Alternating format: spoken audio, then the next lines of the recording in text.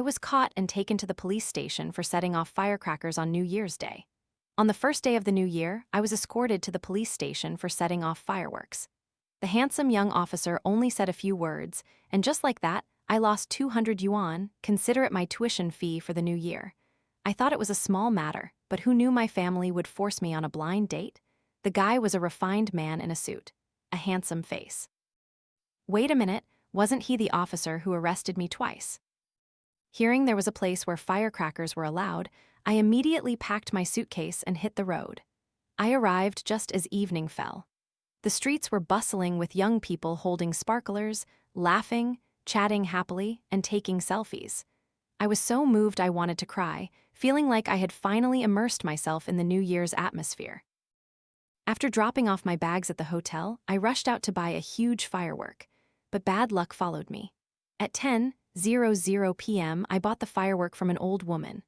By 10:05 p.m., I was caught again by heavily armed special police. The firework hadn't even had a chance to go off, and even the expensive lighter I bought along the way was confiscated. I sat in the police car, hugging my firework, next to the special agent. Seeing him look down, silent, I hesitantly spoke up. "Officer, I took the bullet train all afternoon for this." He grunted. "For what?" Infuriated, I burst into tears. "You could have waited until I finished setting it off. That lighter was expensive, you know? 5 yuan, 5 whole yuan. He didn't reply, just turned his face away. He said nothing, but his final glance clearly told me I was out of my mind. The car drove smoothly. When it stopped, I looked outside and saw the glaring sign of the special police unit, so bright it almost blinded my 200-degree prescription glasses. On New Year's Eve, I had to spend it at the station. My future must be so bright, I guess. I was led into a large hall, where a female officer with a very gentle smile greeted me. She looked at me for a moment, then at the firework I was hugging, and smiled. It's understandable to want to set off firecrackers at the beginning of the year, but it's very dangerous to do so within the city, you know? The risk of fire is much higher than in the suburbs. I nodded, obediently handing over the firework. I came here because I saw people setting off fireworks online. I didn't even get to light it yet. The woman seemed surprised. She carefully examined the firework, then looked at me with a puzzled expression. "You didn't even light it, so why did they arrest you?" I replied blankly. "Please don't ask me. Ask the person who caught me." Finally, I was led into a meeting room where a thoughtful female officer poured me some water and told me to wait for Captain Alex Han to return and explain everything in detail. Curious, I asked who Captain Alex Han was. She smiled. "He's the head of the task force and also the one who brought you here." I nodded, understanding. After waiting for a while, drinking 2 glasses of water and returning to the meeting room after a restroom break, I opened the door to see a man in a hoodie sitting next to the female officer. His face was handsome, thick eyebrows, bright eyes, truly a gem. Even sitting, he looked to be over 1.85 meters tall. In that moment, my heart pounded. I think I'm falling in love. But before I could dream any further, the female officer turned around. Seeing me, she smiled brightly and introduced him. "Come here and meet him. This is Alex Han. I'm sure you two have met before, right?" Love, no way. I had to reject that idea immediately. Thanks to the female officer's help, the matter was resolved quickly. The reason Alex Han gave was incredibly simple. He said, "You're like the chicken baiting the monkey." And I thought, I'm the chicken being caught, and I'm also the monkey who keeps falling for it. I was so angry I could barely speak, nearly losing control and kicking him. But after all, I was still the one in the wrong. I gritted my teeth and endured. In the end, I had to listen to him lecture me for 20 minutes straight. By the time I left the room, it was almost 11 p.m. The female officer apologetically escorted me to the door. "Captain Han can be a bit cold sometimes. Don't take it to heart, okay?" I shook my head, forcing a smile. "It's fine, really. I probably won't see him again in this lifetime anyway." Little did I know, fate wasn't done with me. The very next night, I secretly bought 2 Gatling fireworks and got arrested again. Different location, different type of firework. But the person, still him, it was him. Less than 24 hours had passed since the last time. Alex Han stood beside me, the firework in my hand still unlit. He seemed to recognize me and casually said, "What a coincidence." That single word sent shivers down my spine. I forced a laugh, clutching the firework tightly. Coincidence, indeed. Your jurisdiction is quite broad, isn't it? Why do I keep running into you everywhere? Alex's hand seemed to let out a small chuckle, his voice tinged with teasing. It's not that broad. It's just that every time, you seem to walk right into my net. Just like before, my firework was confiscated, and I had to get into the police car again. Sitting in the car felt strangely familiar. The same female officer from the other day greeted me. As soon as she saw me clinging to my 2 fireworks, her eyes widened. Fireworks again? I honestly shook my head, holding up the 2 Gatlings. This time, they're celebration fireworks. She ground her teeth, a look of utter exasperation on her face. Girl, I really give up on you. Another 20-minute lecture on legal education, but unlike last time, this time there was another female officer sitting in to listen. After the knowledge popularization was complete, during a break, I couldn't help but ask what was bothering me. Why do you only ever catch me? Clearly, there were so many other people setting off fireworks. Alex's hand shot me a sideways glance, his eyes holding an indescribable emotion. Because in that whole crowd, you were the only one standing still, waiting for us to come and catch you. That actually made sense. Next time, I'd have to run. For being a repeat offender, this time after leaving the meeting room, I was taken to the main hall to process a fine. Violating firework regulations, a total fine of 200 yuan. Leaving the station, it was still the familiar female officer who saw me off. Perhaps afraid I'd stand at the special police unit's gate again, she held my hand, helpless yet coaxing. Listen to me, don't set off any more fireworks, okay? You're making yourself so stressed out, like a chicken being prepared for slaughter. You'll go bald from this, dear. I looked at the fine notice with the 200 yuan printed on it, tears welling up in my eyes. Boo-hoo-hoo, I won't dare again. Seriously, I won't. One more fine and my wallet will be shredded. That night, including the fine and the cost of the confiscated fireworks, I suffered a total loss of 250 yuan. It seemed setting off fireworks was no longer an option. There was nothing left to linger for. I immediately booked the earliest bullet train ticket home. As soon as I stepped onto the train, my phone rang. It was my best friend, Lily. How did the fireworks go? Don't ask, don't tell. Asking only made me angry. I scoffed, don't even mention it. The moment I arrived, I ran straight into the devil himself. I almost ended up in jail. On the other end, Lily shrieked, "What? Hurry up and tell me everything." I was eager to recount every single detail, leaving nothing out. But just as I was talking, the train arrived at the station. I hurriedly said, "I'll tell you later," and hung up. It must have been the New Year rush. It took me ages to squeeze onto the train with my suitcase. I quickly found my seat. Luckily, my spot was quite good, near the window and not crowded. As I approached, I saw a young man already sitting there. He was wearing an eye mask, seemingly asleep. I hesitated, then gently nudged him. "Excuse me, my seat is on the inside. Would you mind moving over a bit?" The person paused for a moment as he removed his eye mask, and then I heard a familiar chuckle. Well, well, if it isn't Miss 5 Yuan. The familiar face, the familiar voice, and that familiar sarcastic tone. I froze. It was like a comet attached to my heels. "Mr. Han, what are you doing here?" Alex's hand curved his lips into a smile. "It's New Year's, of course I'm going home." I nodded blankly. I thought he'd still be busy catching people on bullet trains, keeping an eye out for anyone else setting off fireworks. Alex had offered to help me with my luggage, but I quickly waved him off. However, after a few tussles, I gave in. Honestly, it was mostly because I was too short to reach the luggage rack anyway. Despite the polite help, I still felt incredibly awkward. One was a police officer, the other a civilian arrested twice. How could this relationship ever be natural? But Alex's hand clearly didn't think so. He took off his eye mask and asked with a smile, "Why are you going home so early?" "Not staying out longer?" I stammered. "Oh, I went around and didn't find anything interesting, so I just decided to head back." Alex's hand pretended to ponder. "Oh, I thought you were running away early because you were afraid of running into a living Hades like me again." Alex's hand casually continued, "I wasn't intentionally eavesdropping on your call. I just happened to be standing right in front of you at that moment. I just wanted to jump off the train immediately." This world had no place for me anymore. The atmosphere turned silent. Alex's hand was cheerful as if nothing had happened, while I sat there dumbfounded like a wooden statue, trying to scratch the train floor with my toes. I remained silent, also afraid he would say something more. So I pretended to be sleepy, just wanting to drift off and get it over with. At first, it was just an act, but soon enough, I actually fell asleep. When I woke up, the train had arrived at the station. Still groggy, I opened my eyes and immediately met Alex's hand's smiling face. I was stunned for a few seconds, then suddenly realized there was a very clear drool stain on his shoulder. Just then, an elderly couple walked past.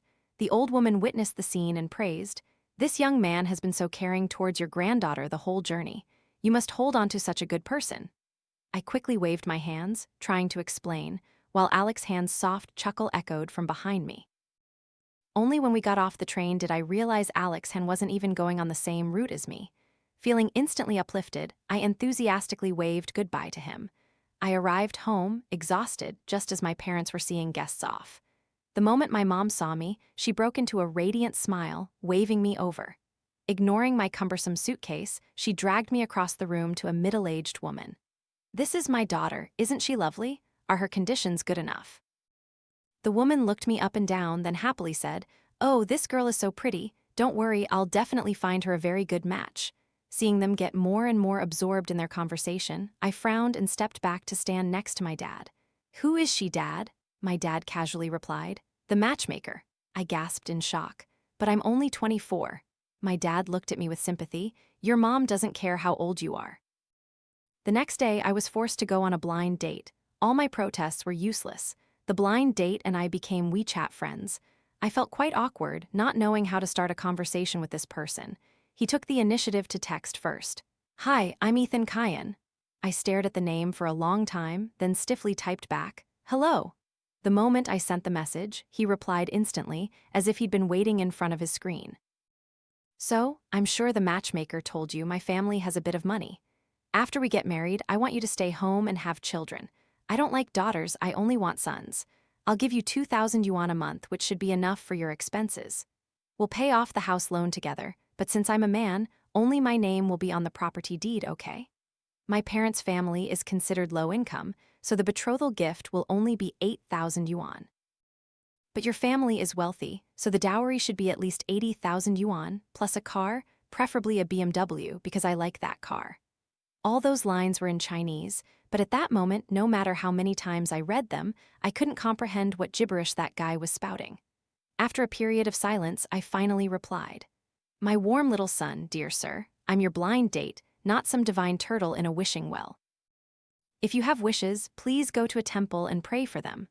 I must have left him speechless. It was a long while before he replied, "So, are we meeting again tomorrow?" I intended to text back, "No," but remembering my mom's threats, I wavered and typed, "Of course we are." He must have been surprised by my answer. He just sent, "Okay," and then disappeared. The next day, I arrived at the meeting spot on time.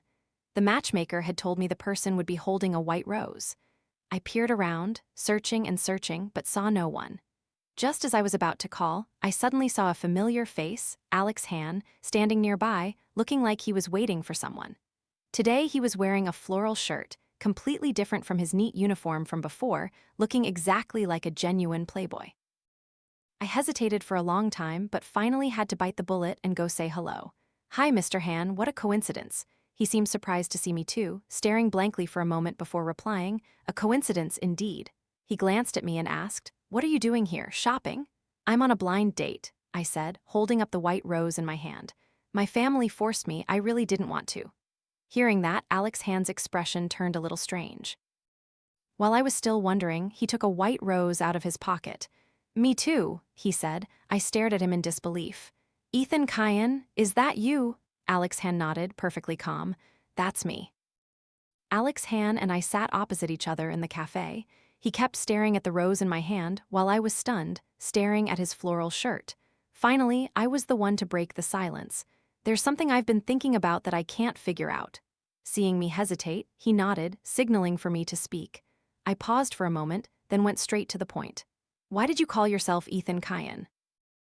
Alex Han calmly took a sip of water and replied, "Just to avoid dealing with annoying blind dates." He continued, "When you live alone, you have the right to choose your own name, so I just picked one." Suddenly, many things dawned on me. My mind was illuminated. Although Alex Han didn't say much during the meeting, it didn't feel awkward at all. By the time we parted ways, our relationship seemed to have grown a little closer. He very politely offered to drive me home. I didn't hesitate and immediately nodded in agreement. Taxis are expensive anyway. Why refuse a free ride? He drove an SUV. As I got into the car, I accidentally caught a glimpse of the Jeep Wrangler logo. so he was a man of means. Alex Han drove very smoothly, and for some reason it reminded me of the feeling of being in the police car the other day. While I was lost in thought, he suddenly spoke up. "What kind of man do you like?" I was a bit surprised by the question but still answered honestly. "Handsome, rich, and ideally gentle, considerate, and family-oriented." He smiled slightly and continued, "So, what do you think of me?" I gasped, turning to look at him from head to toe. "Stable job, pretty good looks, generally acceptable." Ignoring his habit of lying without batting an eye, he seemed very pleased with the compliments. Alex Han smiled brightly the whole way home, looking like a fox in human clothing. Getting out of the car in front of my house, he called my name, Summer. We both were forced into blind dates by our families. I'm handsome, I have money, and I know how to take care of a family. Would you like to give me a chance? I was stunned, almost speechless by this sudden confession. Pointing at his beaming face, I frowned and said, "You're too narcissistic." This is the first time I've seen someone praise themselves more fluently than an MC. That day, Alex Han said he wanted to pursue me. At first, I thought he was joking, but then fresh bouquets of flowers started arriving regularly at my doorstep, and I realized he might actually be serious. With this kind of relentless pursuit, the most enthusiastic respondent wasn't me, but my mother. Alex Han really knows how to win people over. Mom hugged the bouquet, her face radiant, carefully examining each petal. The flowers still have dew on them. These must be the earliest ones delivered. I rolled my eyes, thinking, Mom, if you're going to praise someone, praise the right person. Those flowers were cut and delivered by someone else. If you're so impressed, praise them. What does this have to do with Alex Han? I grumbled my complaints to my dad, and he fully agreed. Exactly, that Alex guy is still using those old, tired tricks from ages ago, yet your mother is actually moved by it. I give up, honestly. I burst out laughing, pretending I couldn't believe my ears. Immediately, my mom gave me a flick on the head. At dinner time, my mom cheerfully ordered, "Call Alex Han over for dinner right now, dear." I reluctantly nodded. "Yes, I'll try to invite him."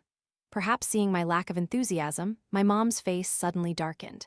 "Summer, you're an adult now. If you miss out on such a good catch, don't even think about stepping foot in this house again, got it?" I was scolded unfairly, not understanding what was going on, and just trudged back to my room. I picked up my phone and relayed every word my mom had just said to Alex Han. About 10 minutes later, he sent 2 pictures. One was a black card, the other a BMW car. Stunned, I texted back a question mark. "What are you sending these for?" "It's my first time meeting my girlfriend's family. I have to bring some gifts, right? You can choose one item or both." I looked at the 2 photos again and again, my hands trembling. "My warm little son, you're a police officer," Alex Han replied. "So what?" "My warm little son," I typed back. "Next time you rob a bank, remember to bring me along." I rejected both gifts. He asked why. I said, "My mom is faint-hearted, she wouldn't be able to handle it." So, when he came to the house, he only brought some fruit and a few gift boxes of produce. Today he wasn't wearing that flashy shirt from before, but a smart black jacket instead. To show sincerity, my mom dragged me out of bed early to greet the guest. As soon as I saw Alex Han step out of the car, I hurried over to help carry his things. "No need," he skillfully sidestepped. "It's not heavy, you don't have to carry it." I was lazy myself, so I immediately pulled my hand back. The moment we entered the house, my mom greeted him as if she were welcoming a head of state. She smiled so broadly that my dad had to shake his head. "Your mom acts like she's trying to marry off her daughter, not welcoming a future son-in-law home." I stood nearby, nodding in agreement. What surprised me was that my mom truly valued this meal. She, who used to haggle over every penny at the market, had prepared a lavish spread of high-end seafood. With Alex Han present, the meal was both lively and chaotic.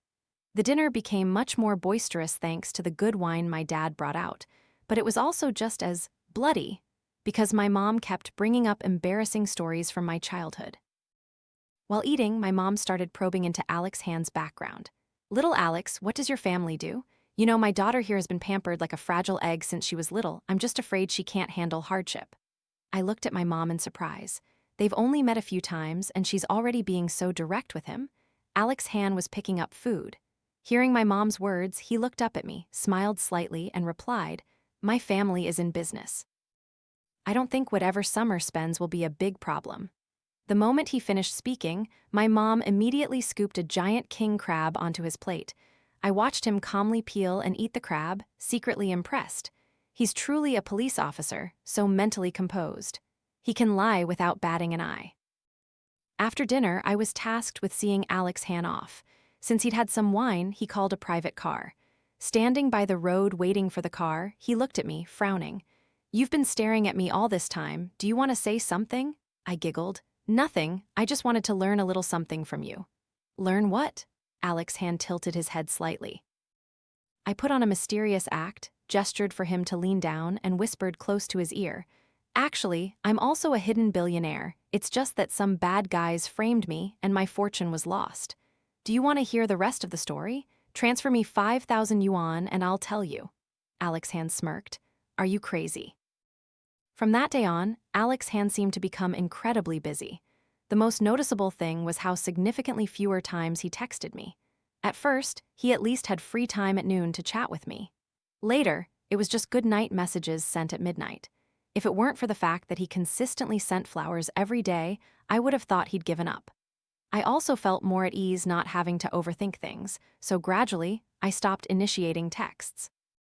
Partially because I was afraid of bothering him, and partially because I was suddenly assigned to work on a documentary. After graduating from university, I became a field reporter for a magazine. Everyone knows that in journalism, there's no such thing as a holiday. That evening, I was lying in bed, hugging my iPad and watching the movie Desperate Father at 8:00 p.m. when I received a call from my editor-in-chief. From her tone, I could tell she was very excited. "We have an insider tip that the chairman of Lee Group is currently in our city." I feigned astonishment. "Oh my God, really?" While my eyes were still glued to the screen, the editor-in-chief irritably said, "Summer, this is an incredibly rare opportunity to interview the most powerful person in Lee Group. You should be packing your bags and heading for the interview immediately." I understood his excitement. Lee Group had always been notoriously private, never accepting any interviews. Rumors even circulated in the media that any news agency that managed to interview Lee Group would become the industry's #1 partner. I wasn't sure where he got this information, but all I wanted was to keep watching my movie. Glancing at the clock on the wall, I sighed. "Boss, it's 8:30 p.m. Beijing time. Even kindergarten kids know they should be asleep. Do you really want to turn our daily into a night paper?" The other end of the line was silent for a moment, then a soft voice said, "Been abroad too long, forgot the time in China. All right, go tomorrow morning, remember to go early." I stared at my phone screen after the call ended, suddenly no longer interested in watching the movie. No matter how desperate the father in the movie was, I was truly desperate now. Based on the hotel address the editor-in-chief had sent, I staked out the entrance for days. But after 2 days of freezing cold, the only thing I saw were tourists coming and going, no sign of any magnate. Just as I was huddling and rubbing my hands together from the cold, Alex Han, who had been silent for so long, suddenly came online. "Cha-cha, what are you doing?" Too lazy to type, I sent a sticker of someone toiling away. He quickly understood. "Still working on your day off. When are you done? I'll pick you up." I looked at my red, numb hands and immediately sent him my location. "My warm little son just come already, I can't try anymore." Alex Han arrived very quickly. By the time I saw his car, my eyes were almost frozen shut by the cold wind. As soon as I got into the car, he handed me a steaming hot cup of coffee. "I was afraid you'd wait too long, so I just grabbed this. Maybe because I rushed, my collar is a bit disheveled. I remember you like sweets, so I took the liberty of getting a latte." I took the coffee, the rich milky scent wafting up to my nose. I really couldn't help but be touched. He was incredibly thoughtful. "Why are you still working at this hour?" Alex Han asked, driving and glancing at me with a questioning look. "Isn't it a holiday?" I replied with a shake of my head. The suffering of overworked public servants was most evident in being forced to work overtime on holidays. Alex Han seemed to agree, frowning, his voice slightly annoyed. "Holidays are a legitimate right for citizens. You have every right to refuse overtime." I explained. "I can't refuse. The pay they offer for these days is too attractive." He didn't say another word, and for the rest of the journey, he didn't turn to look at me. I had never imagined that my relationship with that police officer would progress to meeting his family. So when he took my hand and led me into that luxurious and splendid villa, I almost knelt down. I was so nervous. Partly, I was worried about why his mother wanted to meet me, and partly, I was overwhelmed by his family's wealth. It was truly unexpected, beyond my wildest imagination. I had thought family business was just a joke he made to reassure my mom, but who knew it was the truth? However, that tension vanished as soon as I stepped inside. For some reason, the moment I entered, I realized he was even more nervous than I was. After inviting me to sit in the living room, he leaned in and whispered, "My dad really likes this decorating style. Please try to bear with it a little." "Oh, so you're afraid of losing face?" I replied comfortably. "There's nothing to be embarrassed about. If it were my dad, I'd decorate it 10 times crazier than this. I used to hang fake diamond crystals all over my bedroom, you know?" We hadn't been sitting for long when his mother came downstairs. I immediately sat up straight, ready to deal with any situation.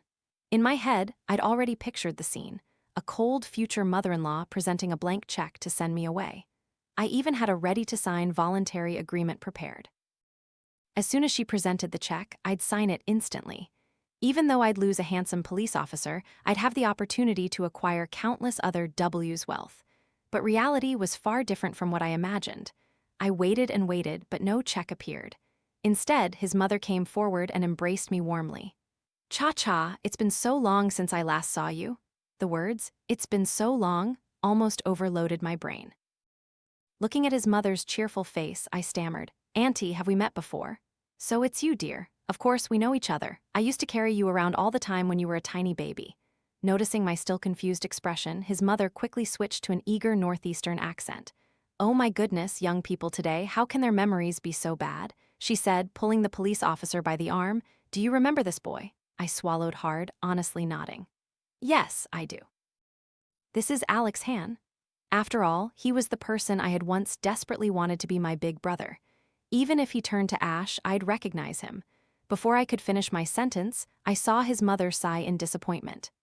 "I can't blame you. This boy has changed so much, it's hard to recognize him. You might not be familiar with his current name, but you'll definitely remember his old name." With that, and despite Alex Han's evasive gaze, I heard a piece of information so shocking I almost fainted. Before he changed his name, he was called Leo Lee. I had imagined hundreds of ways to reunite with Leo Lee. Yet, real life presented me with a 101st scenario, completely beyond my predictions.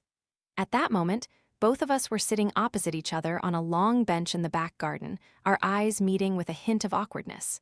Seeing his face turn pale, then purple, I let out a cold laugh. "Nothing you want to explain."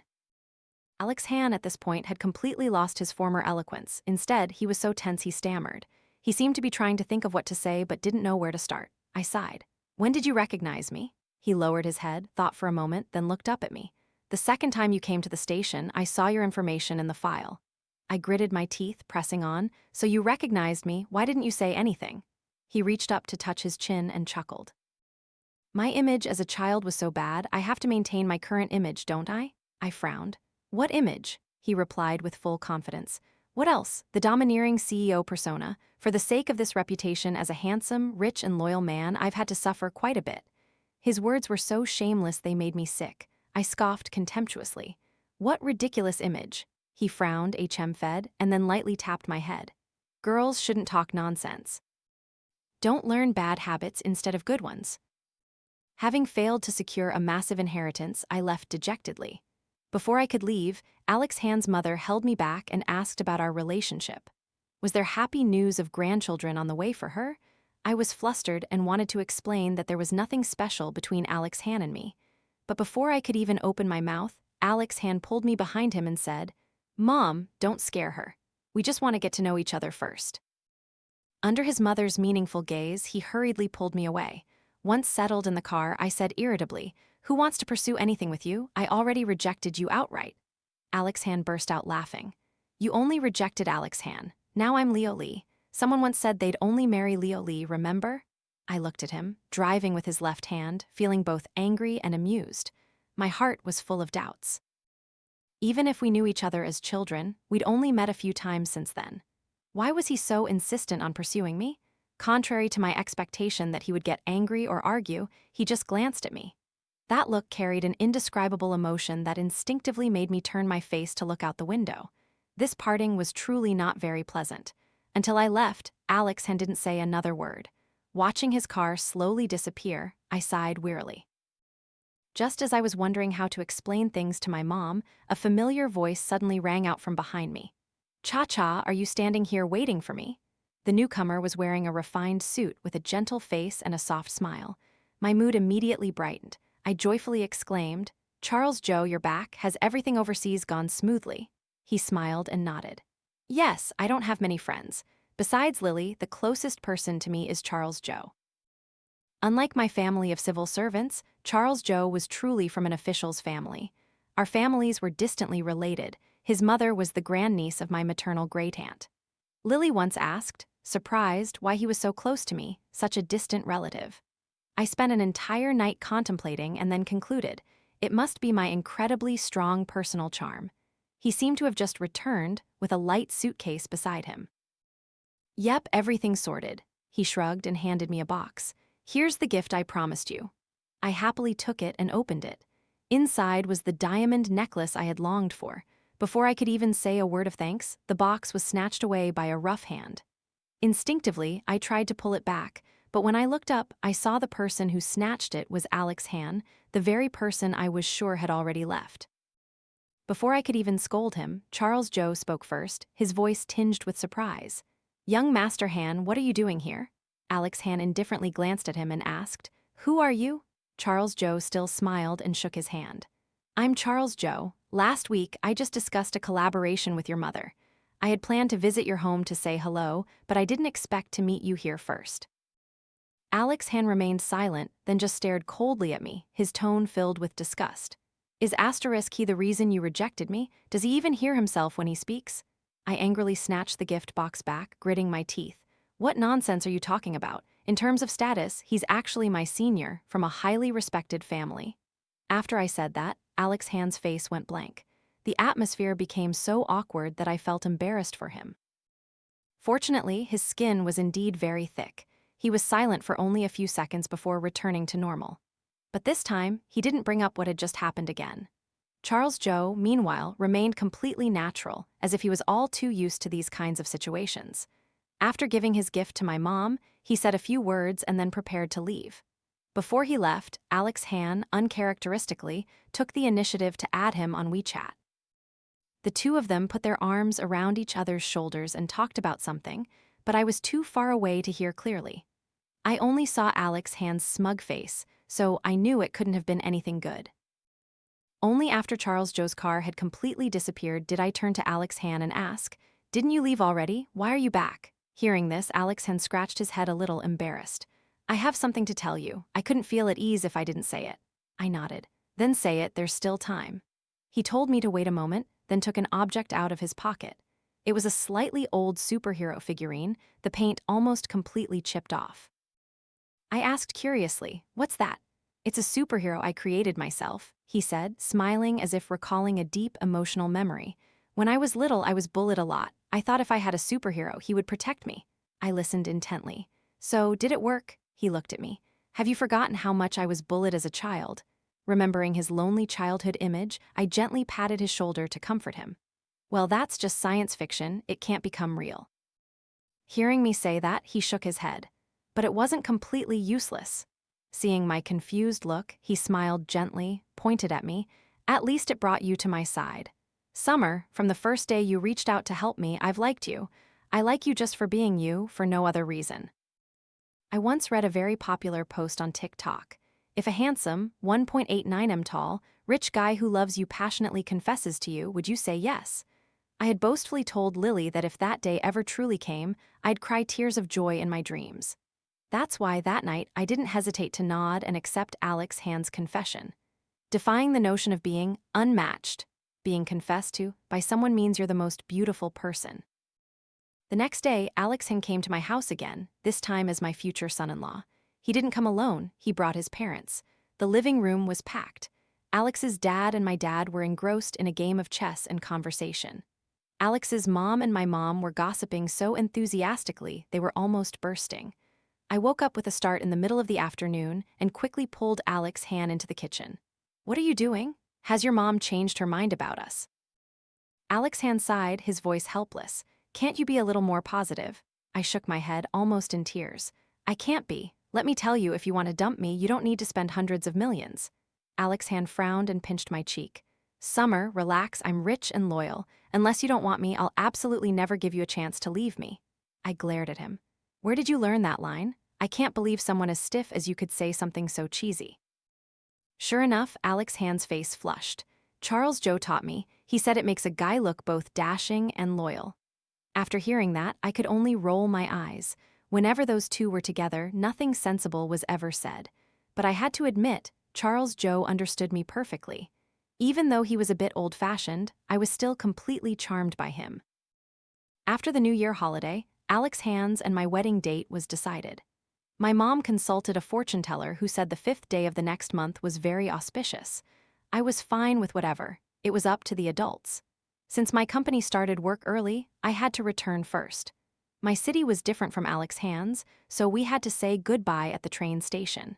He kept nagging and reminding me, as if he was afraid I'd suffer some disadvantage. I just clicked my tongue and reluctantly replied. Work was still as dull and stressful as before. The editor-in-chief, who had just returned from England, suddenly showed a strange interest in me. For example, Cha-Cha, is your family secretly a billionaire dynasty? Or, Cha-Cha, don't forget me when you get rich. After being questioned like this several more times with hidden meanings, I couldn't take it anymore. I looked at the editor-in-chief with a meaningful gaze. Do you think I look like someone with money? She paused, thought seriously, then honestly shook her head.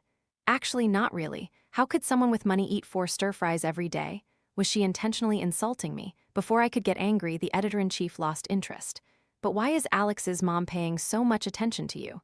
I was startled, as if I'd heard something world-shattering. Alex's mom, paying attention to me? About what? The editor-in-chief sighed even more wearily.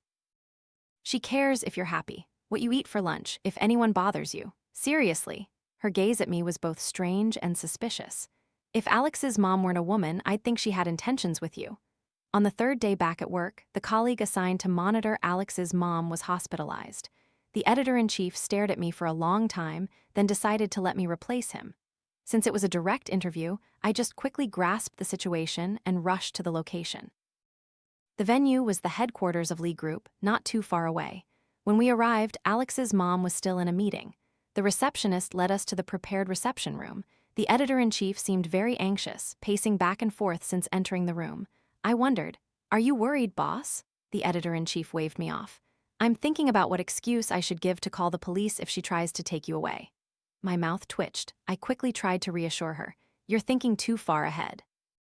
But my boss didn't pay attention, pacing back and forth restlessly like ants on a hot pan. It wasn't until Alex's mom and her assistant walked in that the situation changed, and it was *I who became flustered. The moment she walked in, the person my editor-in-chief called the Ice Queen chairman rushed over and hugged me tightly. "Oh, my daughter-in-law, I've missed you so much."